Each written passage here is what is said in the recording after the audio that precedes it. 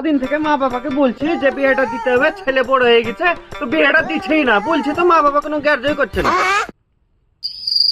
আমি তো শুনেছি এ ভাই সবারই হাত দেখে বলে দেয় যে বিয়ে কবে হবে, তো আমার হাতটা দেখে জেনে আসি যে বিয়েটা আমার কবে হবে। এ ভাই, মা বাবাকে বলছি ছেলে বড় হয়েছে তো বিয়েটা দিতে, তো অনেকজনের মুখ থেকে শুনলাম যে আপনি হাত দেখে বলে দেন যে বিয়ে কবে হবে। আমার হাতটা দেখে বলে দেন নাকি বিয়ে কবে হবে। ঠিক আছে, তোমার হাতটা দাও তাহলে।